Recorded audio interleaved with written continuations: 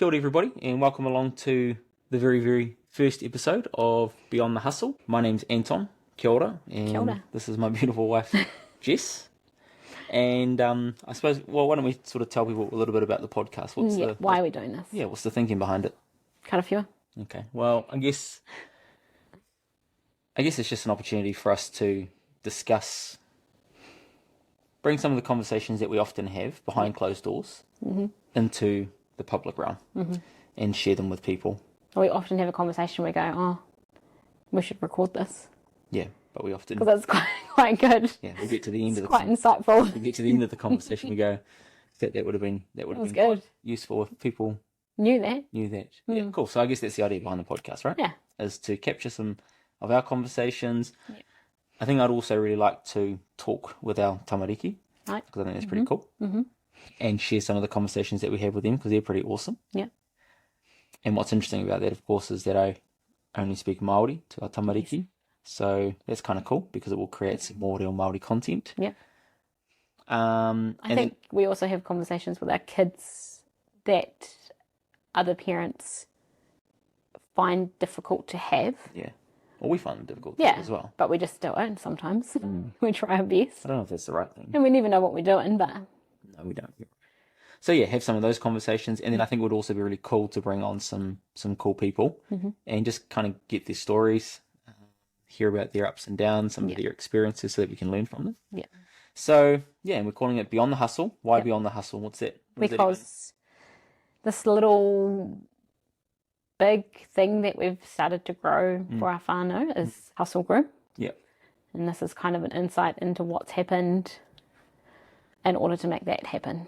The behind the scenes. Yeah, I think beyond that's right. that. It's beyond what people know. Because what they see. We've been pretty cautious about what we share. Yeah, definitely. So we always share the stuff that we want people to see or the things that we're comfortable with people seeing.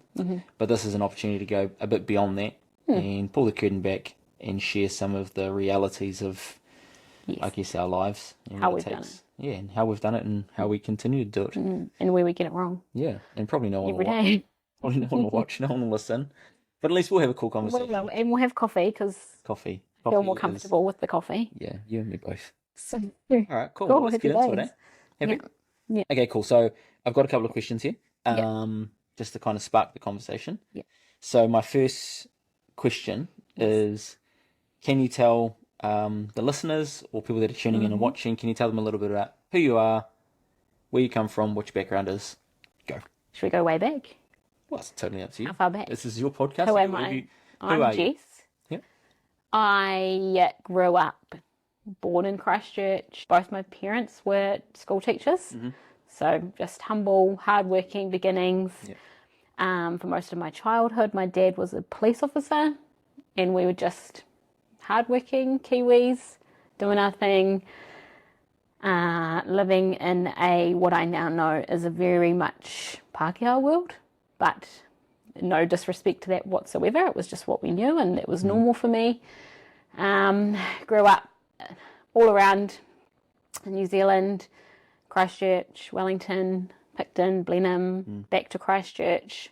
So we never stayed anywhere for a long time. Moved around a lot. Luckily, I was the kind of person who made friends reasonably easily, but I was terrible at staying in touch with people. Still am. I think we all are though. Still am, even in this day and age. So yeah, I made all sorts of friends growing up. Long story short, high school in Christchurch, Papanui High,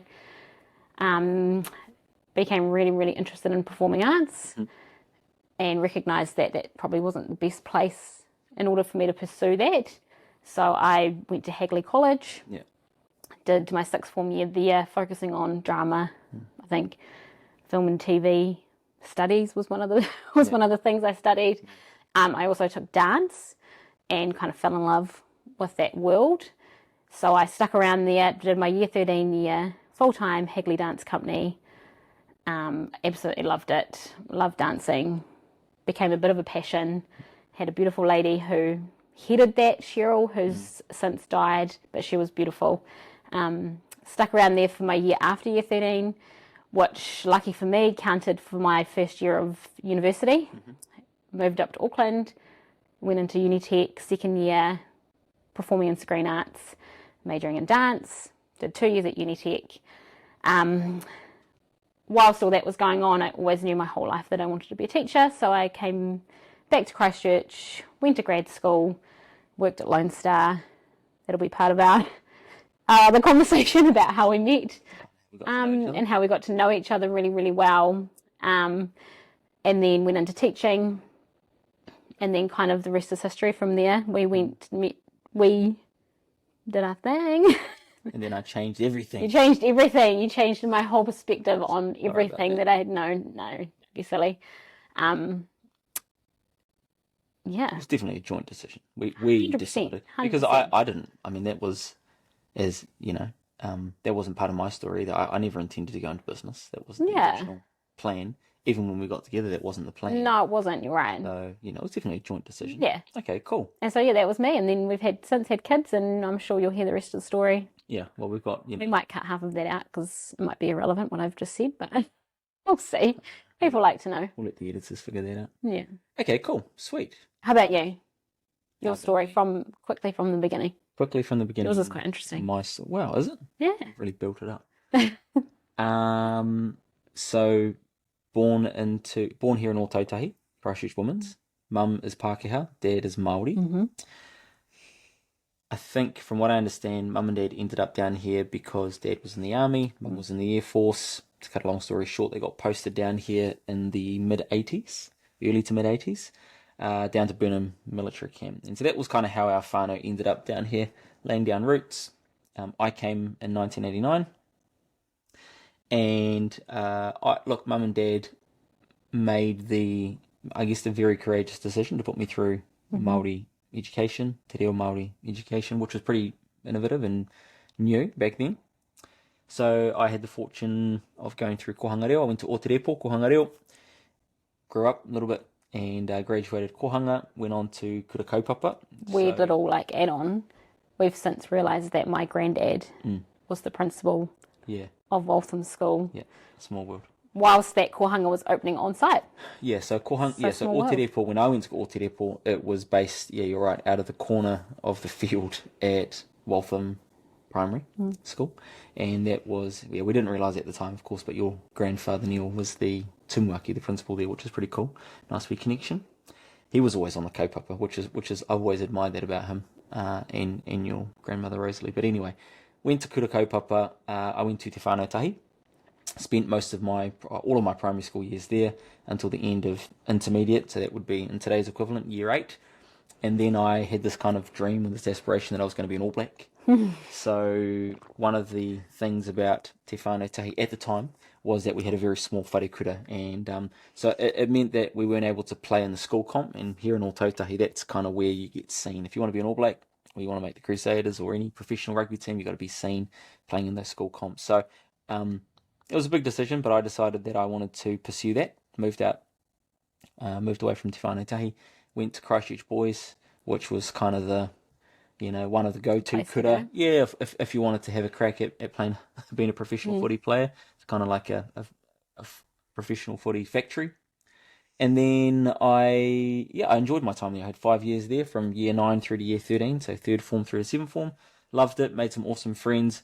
I think looking back on it, one of the things that really taught me was how to walk in both worlds, right? Because I was very comfortable in Te Ao Māori, having spent all of my early years there, and then moving into Christchurch Boys gave me a whole new view of the world. Very traditional, all boys kura, but in a very affluent area as well. So the people that I was meeting and the people that I was talking to and hanging out with came from a whole different background than I was from. So yeah, look, it taught me how to walk very comfortably in both worlds. I graduated school, went on to university, got a degree in te reo Māori because that's what I was good at, and everyone around me thought, aren't you a really good speaker of Māori? And I mean I was, but what had happened over the last 5 years being at Christchurch Boys was I wasn't speaking it every single day, so I actually had lost a lot of my reo. But anyway, that's probably another thing for us to talk about later on. Oh, totally. And went on to university, got a degree in te reo Māori, and then thought, now what? Didn't really have a plan beyond that. Someone suggested go and become a teacher. We need lots more te reo Māori teachers, so I did that. when I became a teacher, loved the teaching aspect of it, but absolutely hated the admin and the report writing and the planning and all. And to be honest, some of the people that I was working with at the time were well past their use-by dates. Were not your people. They weren't my people. And the staff room was not a place that I wanted to hang out at the time. So I actually said, I don't want to do this. And I remember you and I were just pregnant with our eldest, Te Aria Aroha. And I remember going out for Indian. We were living I remember. Do you remember? I remember deciding to move house. Yeah, so I remember... over dinner. Yeah, well, that too. We made some big decisions in takeaways. Anyway, but I remember saying to you, I don't want to do this forever. I think I've had enough. And so grateful that you said, okay, well, what is it that you want to do? The whole time that I was at university, and you sort of touched on it before, I was working in hospo. So bars at Lone Star, cafes at Joe's Garage, and I really enjoyed that. It's hard to make a really good living working in hospo. And so you had the idea, well, why don't we have a go at trying to buy our own business? And so, yeah, that was kind of the beginning of that chapter, I guess. But yeah, that's basically my childhood. When I look back on it, I'm very grateful that I was born at the right time to the right people, mum and dad, and that they were brave enough and courageous enough to put me into kura kaupapa so that I could be exposed to te reo Māori and tikanga Māori and be immersed in it. That really has set me up for major success now as an adult. So yeah, super grateful for that. I mean, I was always interested in sport as well, played a lot of rugby league growing up. And then when I got to boys high, rugby league's a very dirty word. You don't play rugby league at Christchurch Boys, so I had to make the jumped over from rugby league to rugby. And yeah, there's lots more that we can talk about when it comes to that sort of stuff. But that's me in a nutshell. Yeah. The early part of my life anyway. Yeah. Yeah. Cool, love it. What has inspired us to create Beyond the Hustle? We kind of touched on it before. Touch on it again. Yeah, what's inspired us to sit down and do this? Other than the fact that podcasts are all the rage. Well, they are. We're probably a bit late to the party, to be honest. They've been the rage for a few years now. No, I think people, whenever I go through a phase and I post heaps of stuff on my social media, I get lots of feedback and people send me really nice messages, and I always think to myself, do people care about this? Like, why do people care so much about this? Why do they appreciate it? Yeah. Do people relate? You know? And I guess I now believe that there is value in some of the things that we talk about. There is value in our stories. And I think there's value in being quite vulnerable and sharing some of the ups and downs. Because I think it's really easy to only share the good moments. Yeah. But I think the whole idea behind this kaupapa, Beyond the Hustle, is actually to share the realities, the truth. And, I don't know, hopefully inspire some people. If it makes people today better, if people find it insightful, useful, valuable, then that's awesome as well. But I think I'm doing it for my own sake. I'm doing it because I think there's value in having these conversations. Yeah. And I just enjoy hanging out with you, talking, learning from people. What about you? Well, yeah, I think there have been lots of times. I feel like I've been on quite a journey, especially in the last, how old is Adia? She's about to turn 12. In the last 12 years, a journey of learning so much, specifically in the te ao Māori world. Yeah. Learning how to speak te reo. Also, business, the way that we run our lives, the way that we, the roles that you and I have taken on. And I just feel like the journey that I've been on, it wasn't that easy. It's still not that easy. You have to be vulnerable and learn every day. And so I just feel like I did that. I went through that, and now I can be like, hey, it's normal to feel that way. These are the feelings that I had when this happened, or especially when it comes to things like learning te reo, being a bilingual household. My world that I knew was nothing. I knew nothing about your world that you grow up in, and that's okay. There's nothing wrong with that. But now we've been on this journey together where it's I feel like I've learned so much along the way, so we can actually share some stuff that maybe people would relate to and be interested in. It's really common now to have couples who are from two different worlds, from two different places around the world. We're not just talking about Pākehā Māori. There's all sorts of people, you know, like, and when you get those cultures coming together, how you make that work and kind of what that means for your kids. Yeah, and I guess it also teaches you empathy for other people. Hey, would you say that when you grow up in a very kind of monocultural world, you become not arrogant, that's not the right, but you're just totally naive. Yeah, you have no idea. And I think that's something I've learned more and more is it's like there's nothing wrong with not knowing. It's okay to not know. And so this is our opportunity to show people like it's okay not to know. And this is how we have navigated that and worked it out. Yeah, it is okay not to know, 100%. I guess what's frustrating is when you know someone doesn't know. And they don't want to learn. They don't want to learn. They're not open. They're not open to learning, or they pretend like they do know. Yes. Like, dude, shut up. You don't know. Like, you're so wrong. Yeah. You know, I remember, there's been so many times. Okay, cool. I guess we haven't really touched on our whānau. We've talked a little bit about our whānau, but we'll talk a little bit about who's in our whānau. I mean, whānau is a very broad word. Okay, briefly, Yeah, we'll do a full episode probably about creating a whānau. I think it'd be quite cool about creating the whānau. Maybe not creating it. Keep it PG. No, but I think it would be quite cool to actually have the tamariki on the pod. Yeah, on definitely. The podcast, and have some of those conversations there because they're pretty comfortable in front of a camera. Yeah, definitely. But tell us a little bit. So explain our whānau structure. So we've got me and you, obviously. Yep. We got married, and almost exactly a year after we got married, we had our first Te Aria Aroha. No sex before marriage. Whole nother kaupapa, but talking about even how we ended up on her name. That's a whole nother thing, which we can touch on. But so Aria, names are hard. Names are hard. Yeah, and again, especially coming from those worlds where my world was so monocultural, Anglo-Saxon. Okay. And again, nothing wrong with that. It's just like, so Aria came first. We call her Aria. Her full name is Te Aria Aroha. She hates being called Te Aria. Likes Te Aria Aroha or Aria, interestingly. Yeah, don't know why. We can ask her. Yeah, great call. And then about 22 months later, totally planned, we had Mana Ariki. 22 months. 22 months apart. I could have worked out the maths. Yeah, 22 months. Like 22 months. Yeah, that's a very mum thing to know. Okay. We had Mana Ariki, and we were done. We were finished. 2 kids. We were both happy. We didn't need any more. Boy and a girl. Boy and a girl. Yeah, and we were quite happy. We were loving that. A whole lot of stuff happened. Life, business, lots of things. COVID. Actually, before COVID started, just before lockdown, we found out that we were pregnant again. So Aria at the time must have been 7. I think, and Mana 5 when we found out, and there was a bit of a shock to the system for both of us. I was done, my body was done, you were definitely done. Hey, small children are not your favourite stage of babies, so let's be honest about that later on.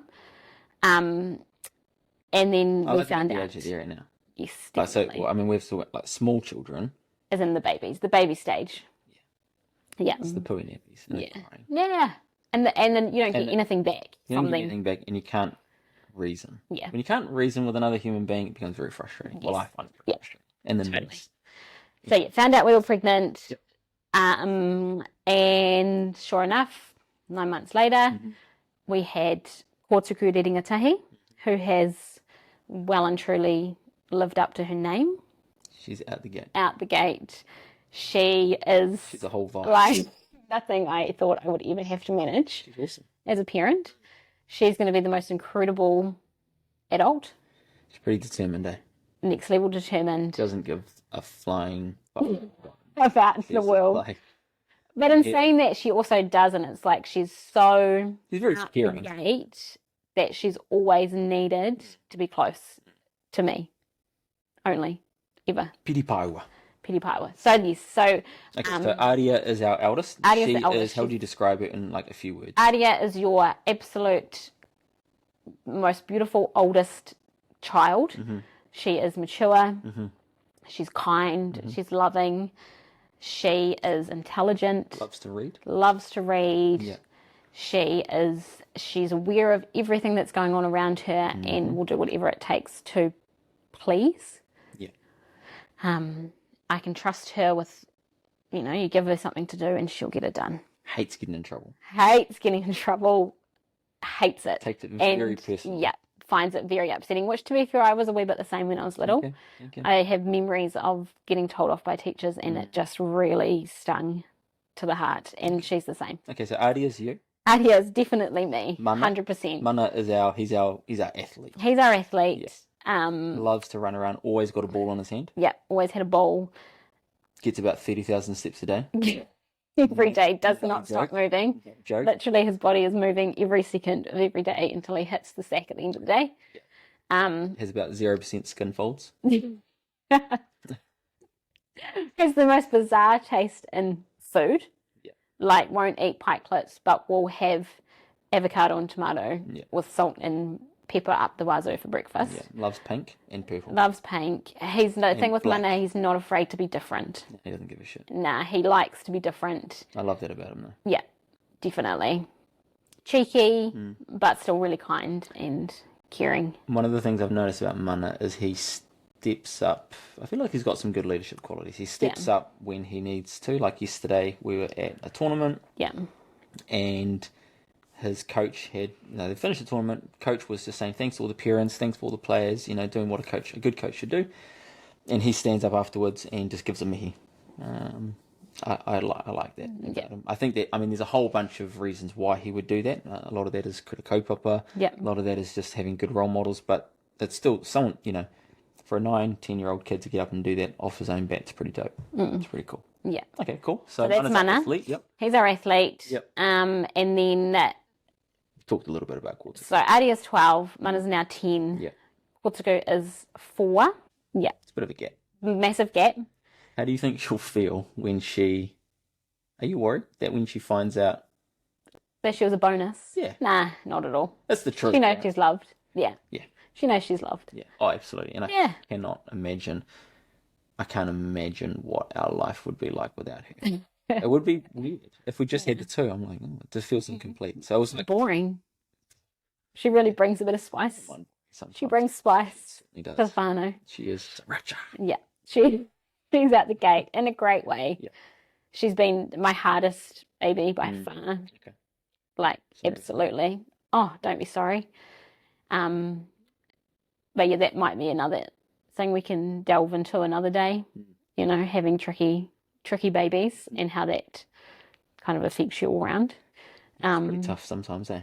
Yeah, but at the same time, she just is everything when it comes. She's out the gate. She's different. Yeah.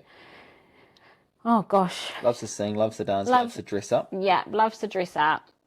Loves kabaka. Loves kabaka. And is determined and stubborn like nothing I've ever come across. You're determined and stubborn. Well, I was going to say she's definitely you in that sense. 100%. In fact, I feel like she's you. A lot of you. I feel like she's you. But because as an adult, it's going to serve her really well.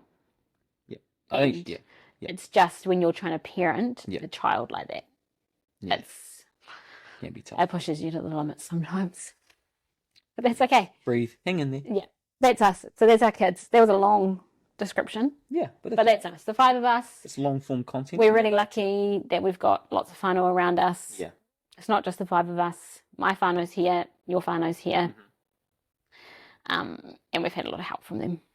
And still do. All the the way fact along. that we're here right now having this conversation. It's because of our whānau. There are no tamariki running around. Yeah. There's a dog sitting over there very quietly. Yep, still alive. Yeah. But yeah, we couldn't do it without whānau. No. Eh? Awesome. Definitely Love not. it.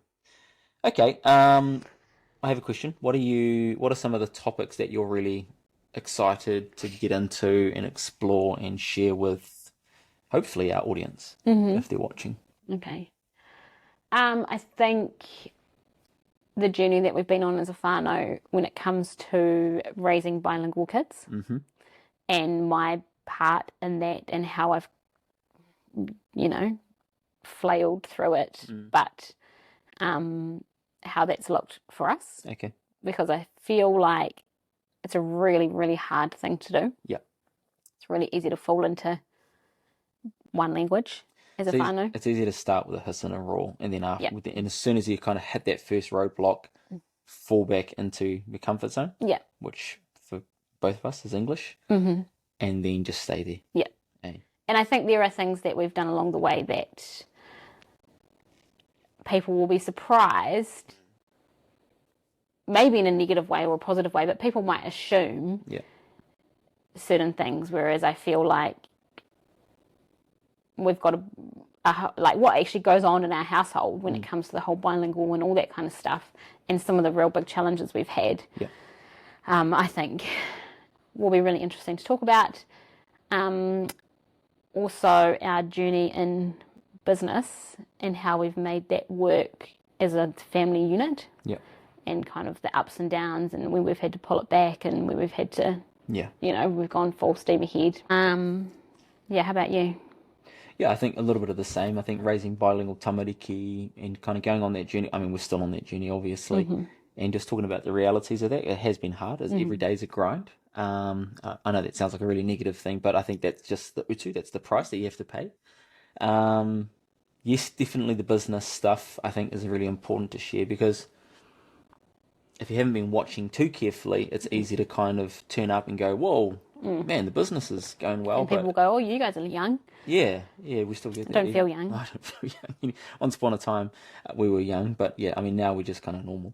But look, I think the realities of some of that stuff, and the failures along the way, the late nights, the long hours, all that sort of stuff. I mean, a lot of it's pretty cliche. If you watch and kind of absorb a lot of that entrepreneurial content, it's pretty standard. Yeah. But I think it's important to share that stuff, because it's easy to assume from the outside, it's you haven't gone through any of that stuff, or it just kind of things fall into place, and they don't. Yeah. So pretty keen to share that stuff. I'm actually also really interested to explore personally I'm interested to talk about our relationship and how some of our ideas around how we manage mahi and home, leaning into our strengths and just kind of tautoko, supporting each other. Yeah. I'm really keen to kind of talk about that a little bit, share some of that. I think some of our views around the world and how we engage with our tamariki, people might find surprising. Yeah, definitely. Like I really don't believe in lying to our tamariki about anything. And so, Mana asked me last night, he was watching a TV show and there was a joke about a pimp. He said, what's a pimp? So I had to have that conversation with him, an age-appropriate conversation. Yeah. But it would have been really easy to go, I'm not too sure. Yeah, we'll talk about it one day. Yeah, exactly. But I just don't believe in lying to our tamariki. So, yeah, sharing some of that stuff. And then also health and fitness for me is a big focus at the moment. I got a bit fat there for a while. And so really wasn't proud of, I guess the version of me that was showing up for you every day. I felt like you married a much better version, a much younger, healthier, fitter version, and I'd kind of taken that for granted and let myself slip a little bit. So health and fitness, the journey I've been on, all that sort of stuff. And then probably the last thing that I'm really keen to explore is masculinity, which sounds a bit weird, but I think for me, I'm 30-something. What am I, 35? Yeah. 35. So not far off 40. Hopefully I've got another 40, 50 years ahead of me, but I want to know, I really want to understand for myself what I think being a good man is, and also what it isn't. And I've had some amazing role models around me, but I think exploring some of those things that have been taught to me, working out actually if I believe them or not, or if my thoughts have changed a little bit, but actually talking to other men and exploring what being a good man looks like, so that we can try and put forward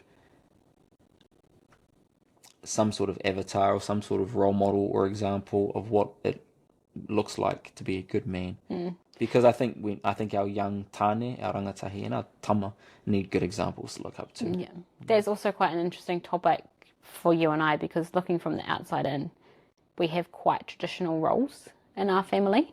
Traditional and... Traditional in the sense that I look after the kids and you go in and do the work. Okay.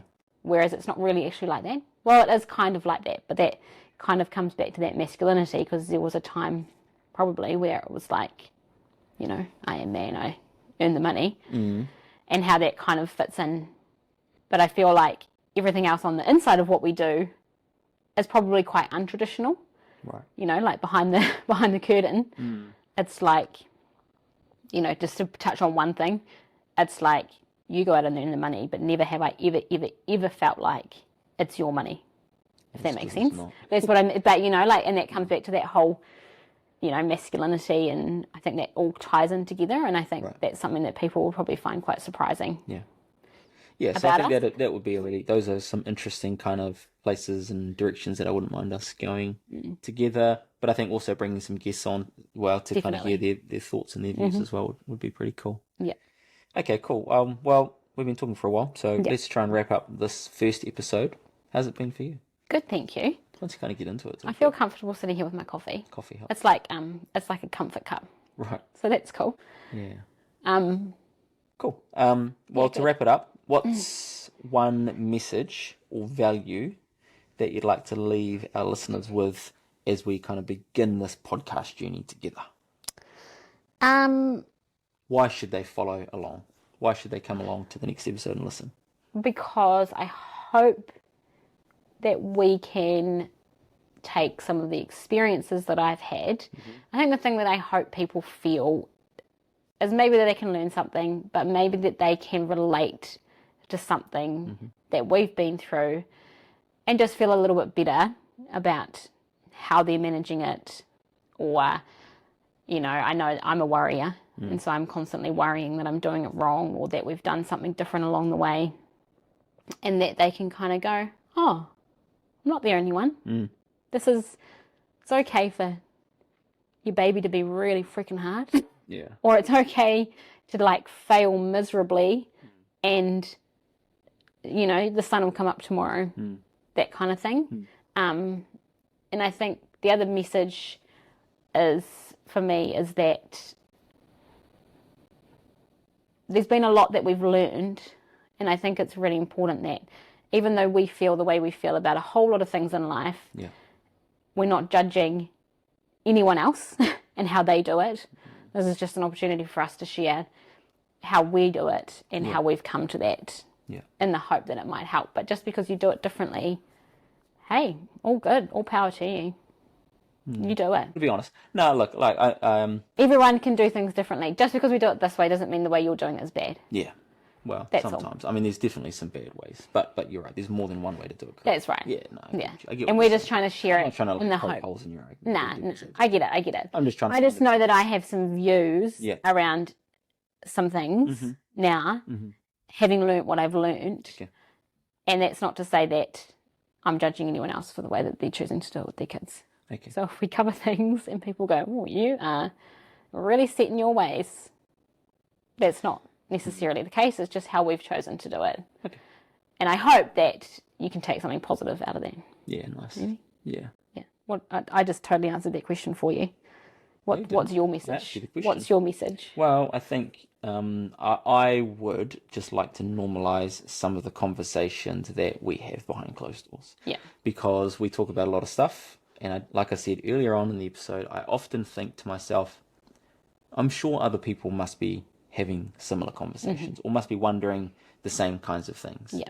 So for me, this whole kaupapa is about having some of those conversations, putting them out there on the internet for the rest of the world to hear, and trying to normalise and maybe just spark a conversation around masculinity, around whānau, bilingualism, te reo Māori, tikanga, business, wealth creation, intergenerational wealth, legacy, like all of those things that we talk about, normalising some of those conversations. Because sometimes, you know, there's been a few times where, apart from you, where I've gone and I've had a conversation with someone and it's been really invigorating, and I've kind of gone like, thank you, there's someone else out here like me who I can engage with and I can have these kōrero with, and I felt the same energy back. I feel like I feel like sometimes I'm a bit weird, and I don't disagree with that. I feel like you think differently to lots and lots of people. Yeah. Well, and I you've know like that. pushed me in my thinking, which is great in a really positive way. But every now and then I come across another weirdo like me. And we start having a conversation, and you can tell that person, they're like, I get it. And they're nodding along. They're like, yes, bang on. And when you meet those people, it's like, it's pretty, it fills your cup up. And so I guess part of what I'm trying to do is normalize some of these conversations in the hope that there's some people out there who might be feeling the same way, who are kind of going, I get it, dude. Like, that hits right where it hurts. I understand, and I totally relate. And so just normalizing some of those conversations, bringing them out of te pō, the darkness, into te ao marama, so that we can have a kōrero. Yeah, beautiful. All right, good job. Well, first episode done and dusted. How do you feel? Yeah, good. Nice. Yeah. You ready for? Can you do it again? I got you. Okay, nice. I got you. Hopefully you enjoyed that. Hopefully you're still here with us. Thank you very much for tuning in, and we'll see you on the next episode of Beyond the Hustle. Ngā mihi.